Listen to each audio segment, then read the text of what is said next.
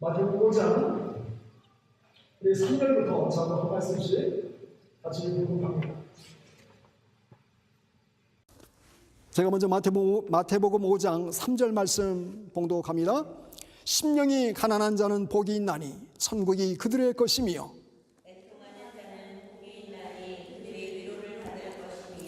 온유한 자는 복이 있나니 그들이 땅을 기업으로 받을 것이며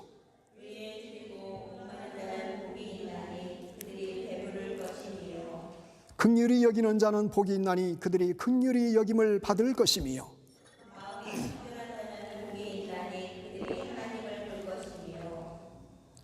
화평하게 하는 자는 복이 있나니 그들이 하나님의 아들이라 일컬음을 받을 것이며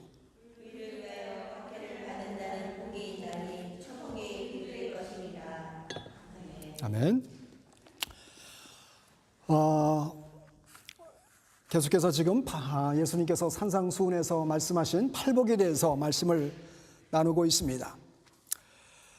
우리가 팔복 말씀 끝날 때는 팔복의 말씀을 암송하기로 했죠. 숙제이면서 이게 한 구절 한 구절씩 이렇게 암송하면 못 외울 것이 없습니다.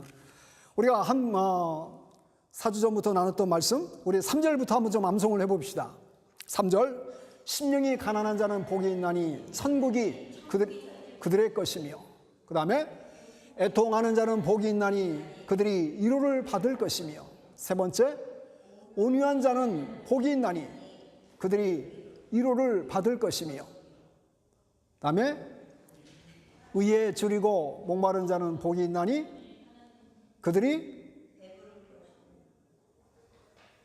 줄이니까 그들이 배부를 것이다.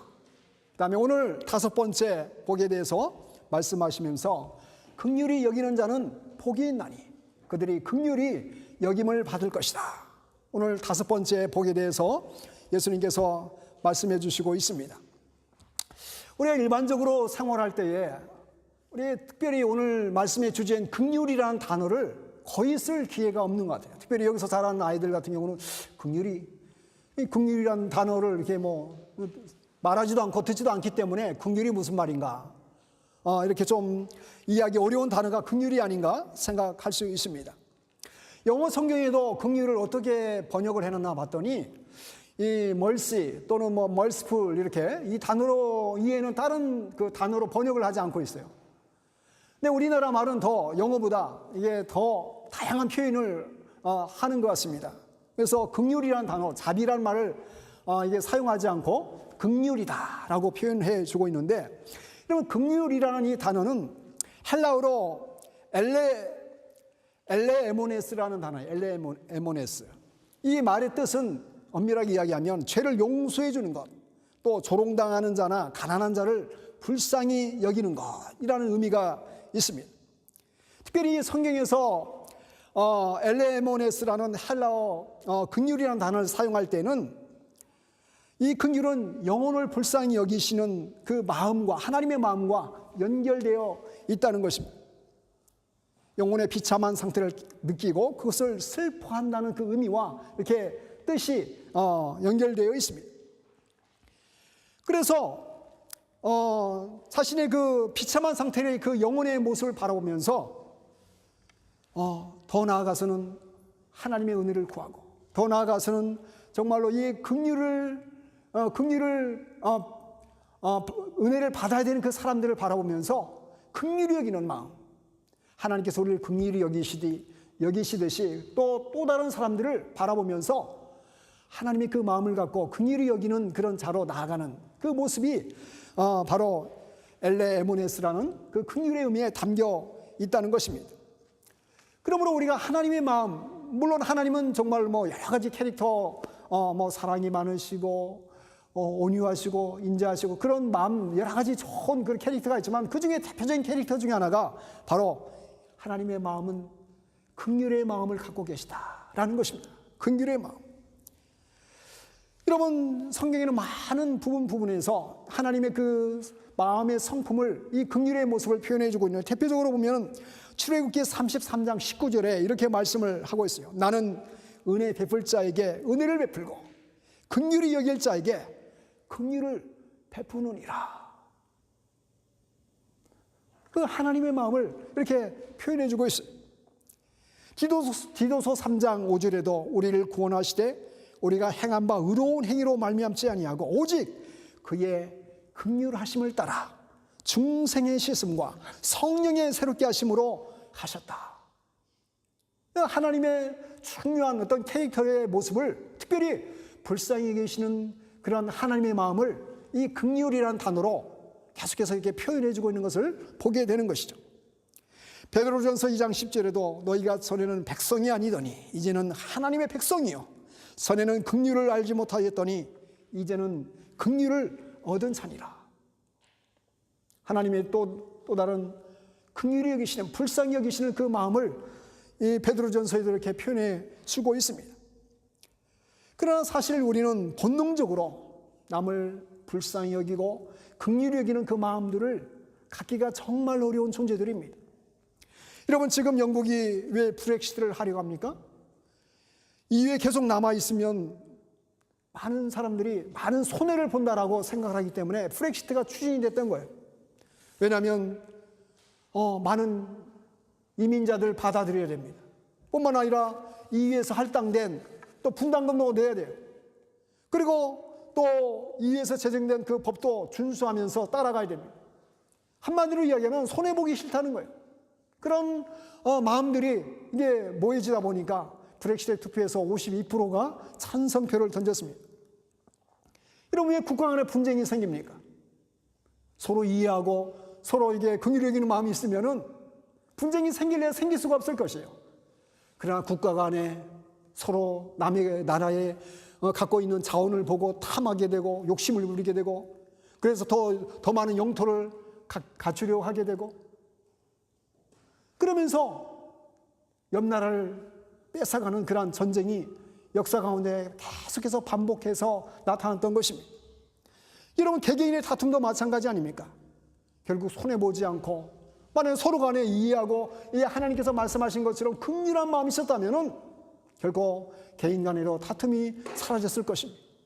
그러나 우리 개개인도 마찬가지고 회사도 마찬가지고 국가도 마찬가지고 너무나 이기적인 모습이 존재하기 때문에 그 이기적인 모습으로 인해서 욕심으로 인해서 결국 다툼과 전쟁이 벌어지게 되고 경계선이 생기게 되고 울타리를 치게 되는 일들이 계속해서 나타나게 되는 것입니다. 오늘 예수님은 팔복 가운데 5번째인 복, 긍휼히 여기는 자는 복된 사람이다. 그래야 긍휼히 여기는 자의 삶을 살아가게 될 때에 긍휼히 여김을 받게 될 것이다. 이렇게 말씀을 하고 있는 것입니다.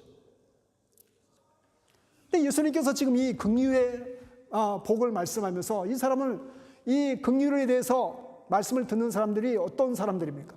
하나님을 아는 사람들입니까? 아니면 하나님을 모르는 사람들입니까?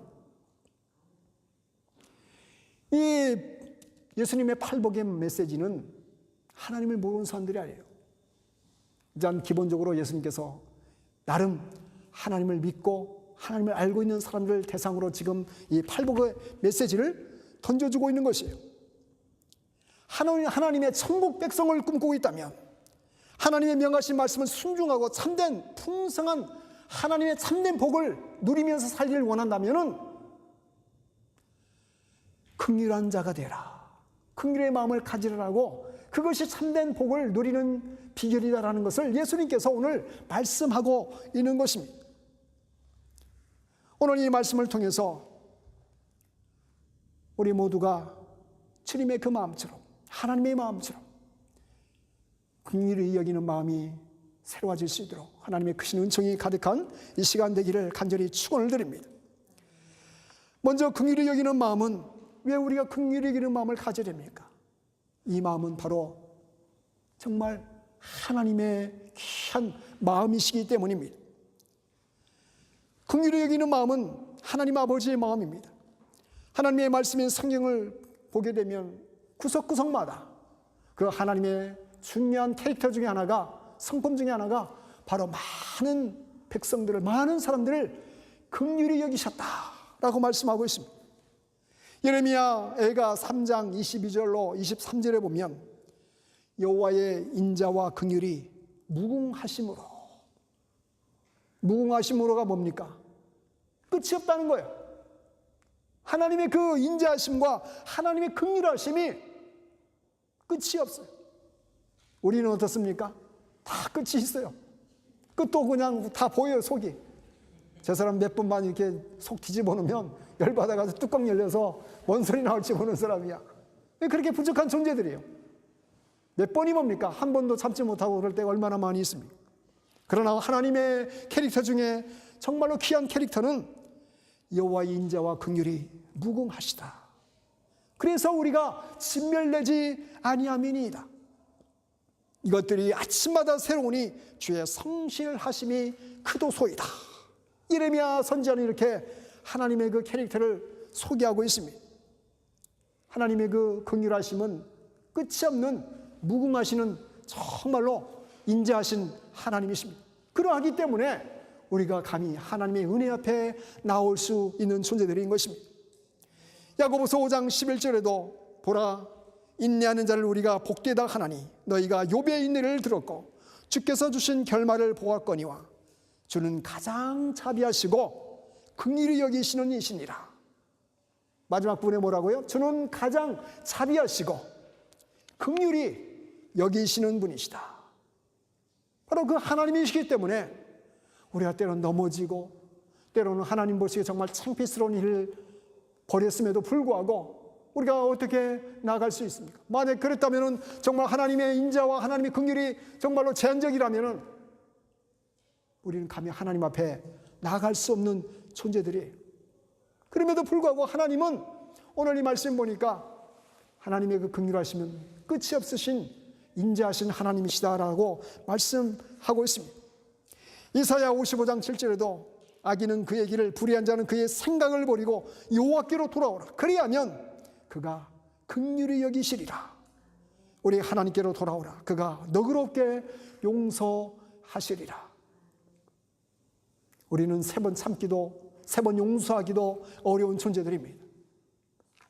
그러나 하나님은 우리를 참으시고 인내하시고 우리의 그 때 묻은 그 모든 악한 모습들을 우리가 하나님 앞에 우리의 용서함으로 나가게 되면 그것을 다 사해 주시는 정말로 좋으신 하나님이시다, 이렇게 말씀하고 있습니다. 여러분, 신약 성경에 예수님께서도 이 하나님의 그 긍휼하심을 어떻게 표현하는지 아십니까? 바로 예수님은 누가복음 15장에서 한 가지 비유로 이렇게 말씀하시는데 탕자의 비유를 들어서 하나님의 마음을 표현해 주고 계십니다. 둘째 아들이 아버지에게 아버지 저에게 물려줄 유산을 땡겨주세요. 아버지가 둘째 아들의 그 땡겨달라는 유산을 다 챙겨서 줬습니다. 그 아들이 어떻게 했습니까? 그 많은 돈을 가지고 먼 나라로 가서 뭐 했다고 그랬어요? 사업을 했습니까? 장사를 했습니까? 허랑방탕하면서 쾌락을 위해서 그 모든 돈을 다 써버렸어요. 돈이 떨어지자 친구도 사라졌어요. 먹을 것도 없었어요. 돼지가 없는 지엄 열매로 배를 채워야 되는 그 상황 속에 빠뜨려졌어요. 그래서 거지의 꼴로 아버지에게 돌아갑니다. 차라리 아버지에게 가서 품꾼으로 일하는 것이 이 거지로 사는 것보다 더 낫겠다 싶어서 나는 아버지의 아들이라고 칭할 수 없는 그런 나쁜 아들입니다. 나를 불쌍히 여겨주시고 일꾼으로 삼아주세요, 아버지. 이렇게 아버지 앞에 나와갔을 때 이 나쁜 자식아 나가버려! 이렇게 책망하지 않았어요. 아버지는 어떻게 합니까? 사랑하는 내 아들아, 내가 죽었다가 돌아왔구나. 잃어버렸던 자식을 내가 찾았구나. 손에 가락지를 끼우고 깨끗한 옷으로 갈아입히고 얘들아, 가장 살찐 송아지를 잡아라. 내 아들이 죽었다가 돌아왔느니라. 내가 함께 이 기쁨을 잔치함으로 함께 나누자. 잔치를 벌였어요. 바로 예수님은 하나님의 그 마음을 표현하면서 이 탕자의 비를 통해서 하나님이 어떤 마음이신지, 그 긍휼의 마음이 어떤 마음인지를 이 탕자의 비를 통해서 그렇게 소개해 주셨던 것입니다. 불쌍히 여기시는 긍휼의 마음을 하나님은 갖고 계십니다. 그러므로 우리가 하나님 앞에 나아가길 때 때로는 나 같은 것이 내가 하나님을 믿노라면서도 요것밖에 되지 않는, 믿음도 요것밖에 되지 않고 뭐 하나 하나님 앞에 내놓을 것 없는 그런 존재. 그러나 하나님은 우리의 그 연약한 모습을 바라보시면서 감싸주시기 원하시고, 짐나간 아들이 들어왔을 때에 조건 없이 받아주시고 잔치를 보냈던 아버지의 마음처럼 하나님은 긍휼히 무궁하신 참으로 좋으신 하나님이심을 믿으시기를 바랍니다. 우리가 긍휼히 여기는 마음을 가져야 하는 이유가 무엇입니까? 하나님이 이렇게 긍휼의 하나님이신 것처럼 긍휼을 베푸는 삶을 우리도 살아야 하기 때문에 바로 우리가 긍휼의 마음을 지녀야 되는 것입니다. 이런 마태복음 9장 12절로 13절에 보면 예수님께서 이렇게 말씀하십니다. 건강한 자에게는 의사가 쓸데없고 병든 자에게라야 쓸데있느니라. 너희는 가서 내가 긍휼을 원하고 제사를 원하지 아니하노라 하신 뜻이 무엇인지 배우라. 나는 의인을 부르러 온 것이 아니라 죄인을 부르러 왔노라.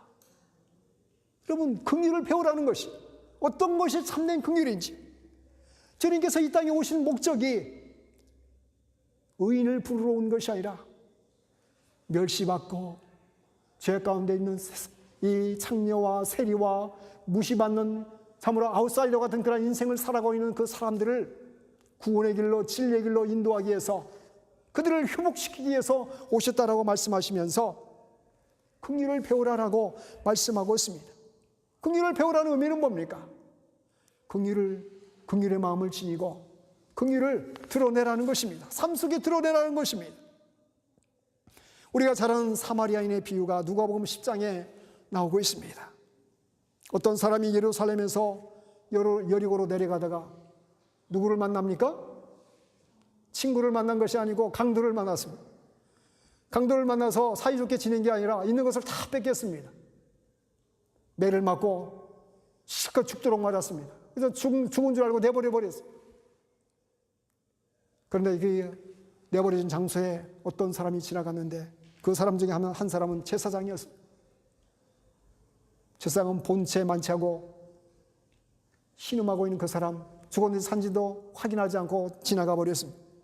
또 한 사람은 또 레인이었어요. 열심히 말씀을 지키고 나름대로 거룩한 생활을 한다고 하는 레인도 못 본 채 하면서 아이고 이 내일 아니지 하고 무시하면서 지나갔습니다. 그런데 수많은 유대인들로부터 저 사람들은 피가 섞인 나쁜 세상 사람, 이방인의 피가 섞인 사람들이야. 저 사람들은 상종도 하지 말아야 돼 하면서 무시하고 무시했던 사마리아인 사람들이 지나가면서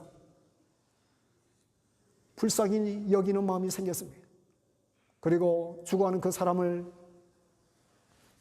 자기 짐승에 태우고 그리고 올리브 기름과 포도주로 아픈 상처를 싸매 주었습니다. 그리고 주막에 가서 여보시오, 이 사람이 지금 많이 맞아가지고 강도를 만나서 어려운 지경이 있는데 이 사람을 좀 잘 돌봐주시오. 내가 돈을 줄 테니까 잘 좀 부상에서 이 고통에서 잘 회복이 될 수 있도록 좀 돌봐주소.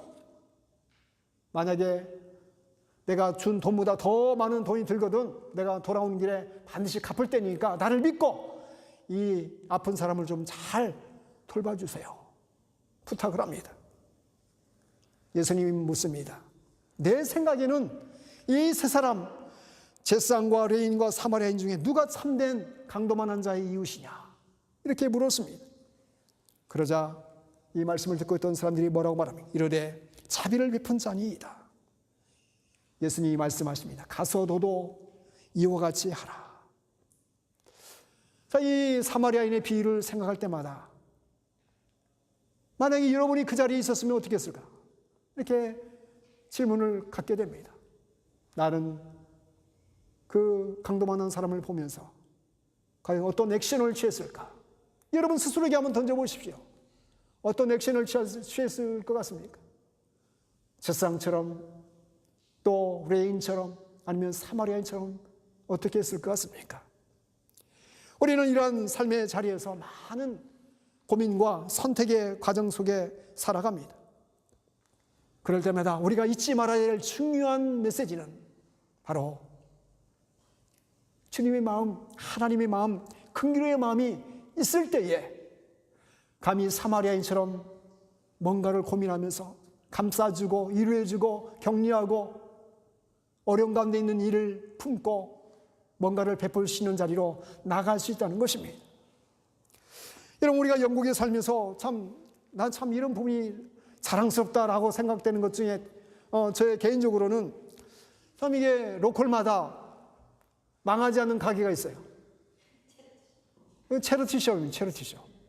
영국에서 많은 자선단체 체리티숍이 있는데 참 한국에서 처음 와서 이 체리티숍이 뭔가 이게 뭐 중고 이런 것도 사람들이 사가나 할 정도로 이게 체리티숍을 가면 이게 냄새도 좀 이상하도 냄새도 나고 이게 또 뭐 쓰다가 이게 그걸 또 뭐 몇 파운드 가격표를 붙여놓으면 이걸 또 사가나 할 정도로 체리티숍을 이게 보게 되는데, 여러분 영국에 체리티숍이 몇 개가 있는지 아세요? 대략 7,500개가 있어요. 맥도날드가 1,200개, 스타벅스가 666개가 있다고요.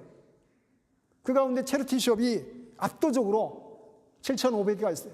저희가 살고 있는 레인스박도 그 자그마한 타운인데 불구하고 지금 보면 4군데에서 한 개 더 생겼어요. 또 3군데 있다가 뉴몰드만 가도 체리티숍이 얼마나 많은지 거의 8개인가 9개인가 지금 뭐 계속 늘어나는 체리티숍 보는데, 이 체리티숍에서 발런티어로 돈 받지 않고 이렇게 발런티어로 일하는 사람이 약 10만 명이 일어나고 합니다. 그리고 전 세계에 많은 어떤 그 자연재해나 뭐 여러 가지 사건, 사고로 인해서 어려움을 당하게 되면은 전 세계 나라 중에 영국이 제일 많은 도네이션을 기부를 한다고 합니다. 저는 참 이 부분은 귀한 그런 스피릿이라고 생각이 돼요. 귀한 마음들이에요. 영국 교회도 보면은 참 교회가 그렇게 큰 교회는 아니지만은 하는 일을 보면은 여러 가지 많은 물품을 해요. 뭐 푸드뱅크도 하는 것 같고 이제 앞에서 보면은, 그리고 또 영국 교회의 좋은 그런 전통 중에 하나가 추수감사를 되면은 되게 한국 교회는 막 이게 쌓아놓고 그 추수 예배 드리고 나서 감사 예배 드리고 나서 그냥 보통 이제 그래도 의식 있는 교회들은 다 해가지고 뭐 양농원이나 고항 같은 데 이제 갖다 주기도 하고 또 좋은 일을 많이 하는데, 이 영국 교회는 아예 가져올 때부터 과일 같은 거 잘 안 가져요. 다 통조림. 처음에 와가지고 저는 이거 무슨 통조림 잔치 하나. 뉴몰드 바티스트처에 한 3년 정도 출석한 적이 있는데 그 추석 감사절 되면은 다 통조림만 이렇게 쌓여 있어요. 이게 앞에. 아니 무슨 통조림을 뭐 하려고. 알고 보니까 그것을 다 저기 그 동유럽이나 아프리카로 보내기 위해서 상하지 않도록 그런 그 오래 보관할 수 있는 것으로 이렇게 도네이션 하는 것을 보게 됩니다. 참 귀한 그런 마음들이. 이런 모습을 우리가 쉽게 대하는 것이 바로 영국 사회가 아닌가 생각이 됩니다. 나아가서는 우리 개개인의 삶 속에서도 정말로 주님께서 말씀하신 것처럼 긍휼의 복, 하나님께서 이 긍휼의 마음을 우리에게 쏟아 부어주시고 그 긍휼의 복이 우리 마음속에 충만하게 임하게 되면, 이 긍휼이라는 것은 내가 긍휼을 베풀어야지 다짐하고 다짐해서 되는 것이 결코 아닙니다. 하나님 마음이 그냥 자연적으로 흘러가게 되는 것이, 물이 그냥 이렇게 뭐 내가 일로 흘러가야지 하고서 흘러갑니까? 그렇지 않아요. 우리 마음도 왠지 이렇게 베풀고 싶고 왠지 이렇게 섬기고 싶고, 우리 마음도 물과 같은 것이 하나님께서 하나님의 놀라운 그 긍휼의 마음을 우리에게 쏟아부어 주시면, 그 마음이 충만하게 되면 내가 누굴 섬겨야지 해가지고 결단하고 헌신해서 그냥 작성 기도해가지고 이게 뭘 섬기는 게 아니라 그냥 말 가운데, 행동 가운데, 생활 가운데, 삶 속에 그 긍휼의 그 귀한 마음들이 흘러가게 되는 것이, 그것이 말을 통해서 또 행동을 통해서 무의식적으로 흘러가게 되는 그 은혜가 바로 이 긍휼의 마음인 것입니다.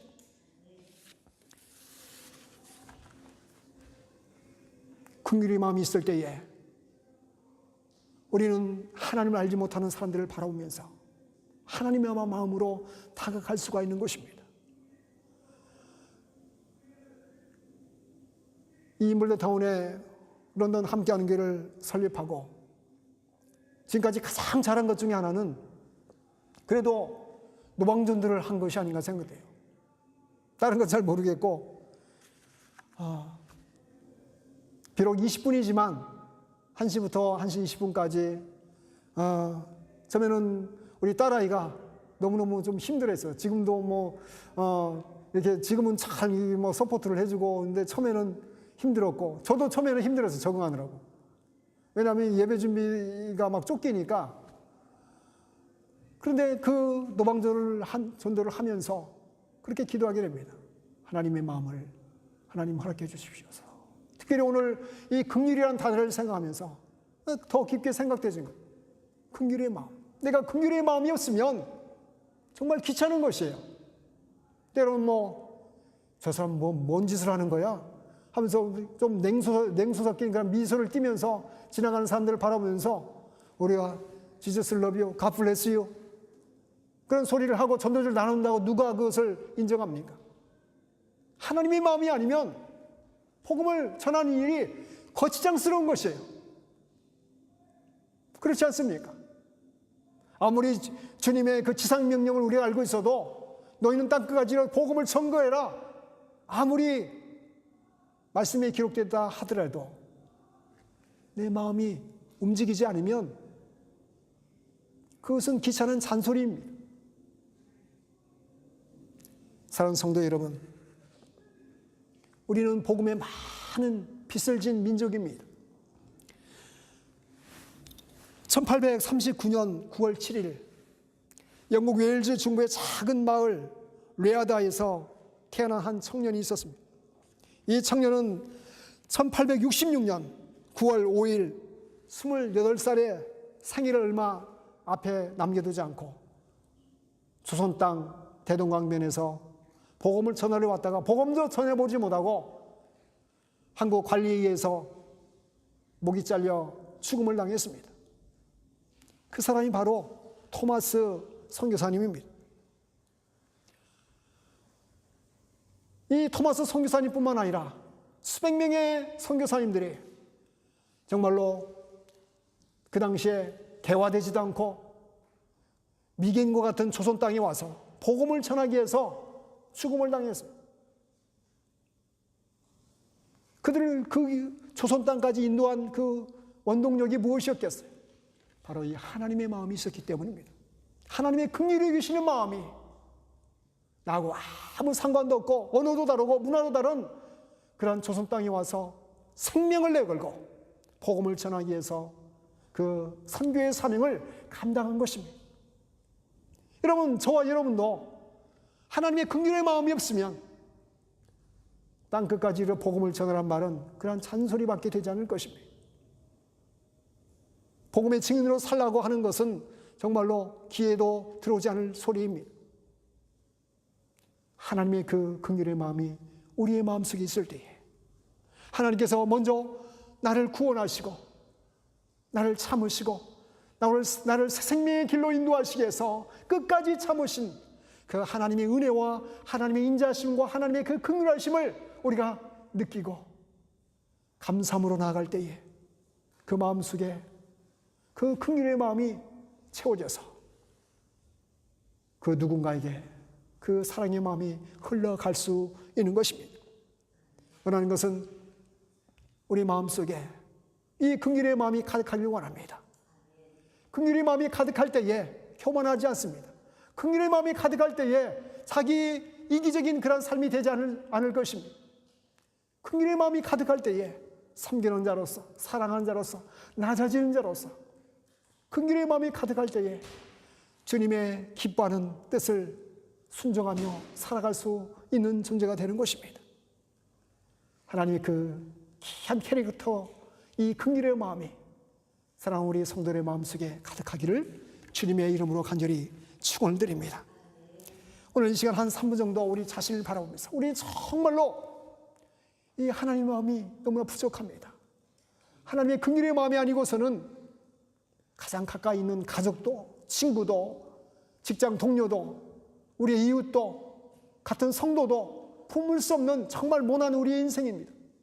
하나님의 긍휼의 마음이 있을 때에 비록 잘못된 것이 보이고 모난 것이 보여도 그것을 품고 사랑하고 그것을 포용할 수가 있는 것입니다. 하나님, 우리의 마음속에 긍휼의 마음이 충만케 하여 주시옵소서. 그런 마음으로 한 3분 정도 함께 우리 통성으로 우리 자신을 바라보면서 기도하도록 하겠습니다.